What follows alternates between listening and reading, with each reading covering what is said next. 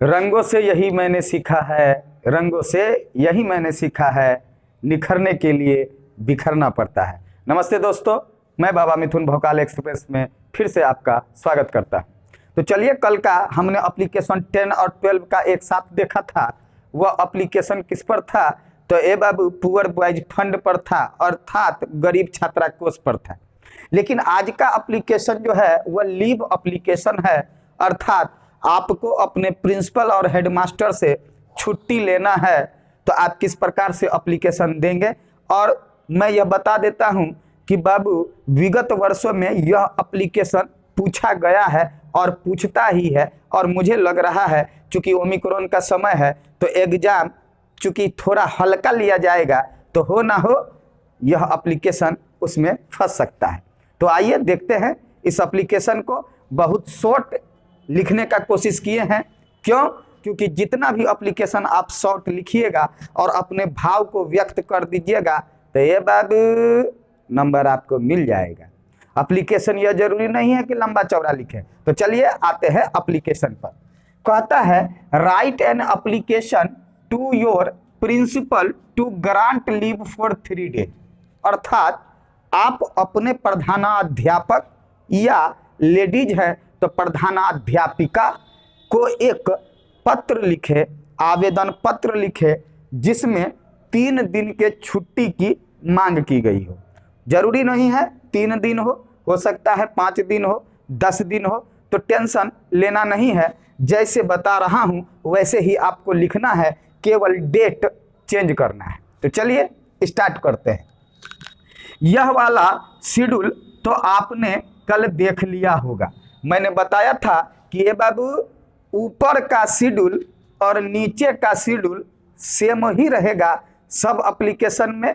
तो चलिए देखते हैं। यहाँ पर है 2, अर्थात जिसको आप लिख रहे हो एप्लीकेशन, किसको लिख रहे हैं बाबू? प्रिंसिपल साहब को लिख रहे हैं, कोई दिक्कत नहीं है। सेकेंड का मैंने फिल इन द ब्लैंक्स छोड़ा है। क्यों? क्योंकि यहाँ आपके स्कूल या आप कॉलेज में हैं तो बाबू कॉलेज का नाम लिखा जाता है। मान लीजिए आप हाई स्कूल में हैं, 10th वाले को यह कुछ फंस गया एप्लीकेशन, तो वह अपना स्कूल का नाम लिखिएगा। और जो बच्चा 12 में है और उनका कॉलेज नहीं बल्कि 10वीं को ही 10+2 कर दिया गया है तो वो यहाँ 10+2 हाई स्कूल लिखिएगा। और जो कॉलेज में है वह अपने कॉलेज का नाम लिखिएगा। फिलहाल हम एक नया नाम लिखते हैं कि ABC कोई क्या है? कॉलेज है। ABC एक क्या है? कॉलेज है। ठीक है, ABC क्या है? एक कॉलेज है या स्कूल है, कोई दिक्कत नहीं है। अगला जो छूटा हुआ है ए बाबू, यह प्लेस का छुपा हुआ है, अर्थात जिस जगह पर आपका स्कूल है उस स्कूल के जगह की जानकारी यहाँ पर देना है। पिछले वाले वीडियो में भी मैं यही बताया था। मान लीजिए यह स्कूल कहीं भी है तो हमने एक जगह का नाम लिख दिया भागलपुर। ठीक, जगह का नाम लिख दिया। और अगला जो है यह मोस्ट VVI है। यह जो है यह बाबू सब्जेक्ट का अर्थात विषय वस्तु की जानकारी देगा। क्या जानकारी देगा? कि आपको जो एप्लीकेशन लिख रहे हैं वह किस आधार पे लिख रहे हैं, आखिर आपको एप्लीकेशन के द्वारा क्या चाहिए। तो एप्लीकेशन के द्वारा हमको बाबू लीव चाहिए, एप्लीकेशन फॉर लीव, अर्थात हमने यहाँ पर जो बोल रहा था उसी को हमने यहाँ पर लिख दिया कि आवेदन पत्र हम दे रहे हैं छुट्टी के लिए। आइए, रेस्पेक्टेड सर। ए बाबू कल हमने कहा था कि आप केवल सर से भी काम चला सकते हो, दिक्कत पैदा होने वाली कोई बात ही नहीं है। लेकिन यदि आप गुरु को ज्ञान समझ रहे हैं तो थोड़ा सा आदर भी दे दीजिए। क्या जाएगा आदर देने में? कुछ नहीं जाएगा, तो दे देते हैं रेस्पेक्टेड सर। इससे बेनिफिट क्या होता है कि जब आवेदन सर के पास पहुंचता है तो सर खिल के बाग बाग हो जाते हैं। क्यों? क्योंकि आपने उनको आदर दिया है। रेस्पेक्टेड सर मतलब आदरणीय सर जी। Respectfully I am here to inform you, कहता है आदरणीय पूर्वक मैं आपको एक सूचना देता हूं यहाँ पर। क्या? तो यू आपको दे रहा हूं एक सूचना, दैट कि आई एम सफरिंग मैं जो हूं पीड़ित हूं, फ्रॉम फीवर बुखार से। और अभी समय ये चल रहा है ओमिक्रॉन और कोरोना का, तो फीवर आ गया है। और यह फीवर कब से है हमको? तो सिंस लास्ट नाइट। सिंस और फॉर का यूज आपने पढ़ा होगा, परफेक्ट कंटिन्यूअस के साथ होता है। जो काम कई लंबे समय से आ रहा है, तो बुखार हमको राते से आ रहा है, लंबा समय हो गया, सिंस लगा दिए। सो इसलिए I can not attend, can का मतलब सकना, कैन नॉट का मतलब नहीं सकना। सो इसलिए मैं अटेंड इन स्कूल कॉलेज, अर्थात आपके स्कूल, जो बच्चे 10वीं के हैं वो स्कूल लिखिएगा, जो 12वीं में है वो कॉलेज लिखिएगा, कि मैं कॉलेज या स्कूल में उपस्थित नहीं हो सकता हूं। क्यों नहीं होइएगा? तो ये बाबू फीवर आ गया है।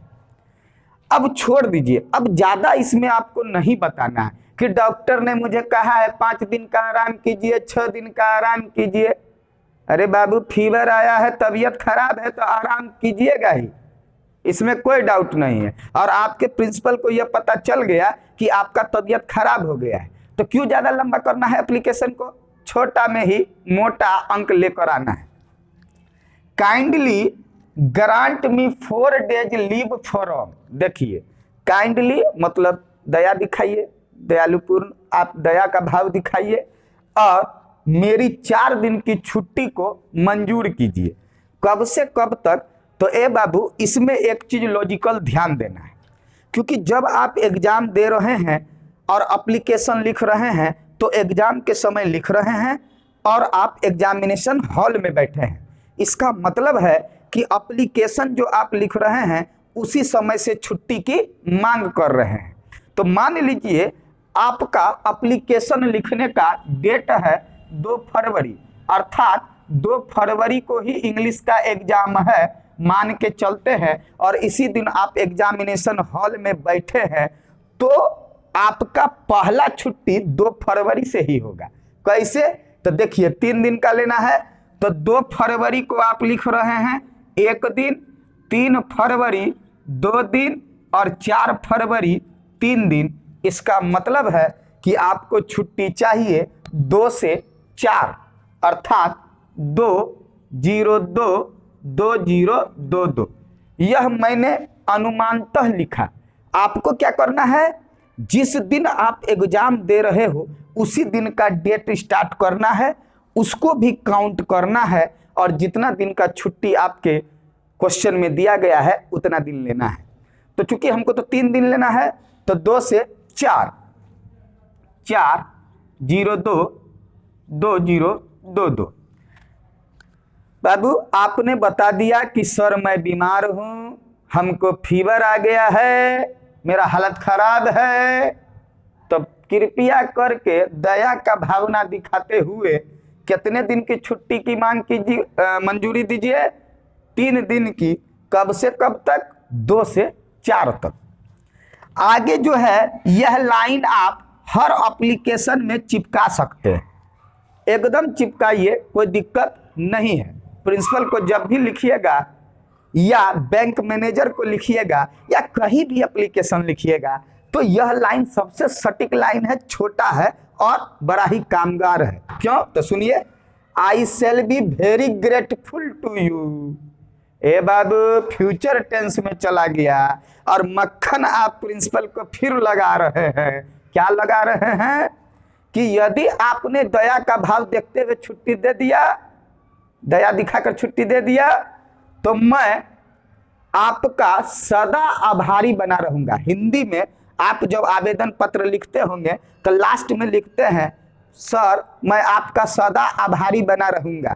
वही चीज है, I shall be very grateful to you, अर्थात मैं आपका सदा आभारी बना रहूंगा। लाइन को याद कर लीजिए, हर एप्लीकेशन में चिपका सकते हैं। अब अगला है थैंकिंग यू। लिखिए तब भी ठीक है, नहीं लिखिए तब भी ठीक है। क्यों? क्योंकि आप अपने प्रधान अध्यापक को या अध्यापिका को आप थैंकिंग यू कह रहे हैं, धन्यवाद का पात्र समझ रहे हैं, उनको धन्यवाद दे रहे हैं।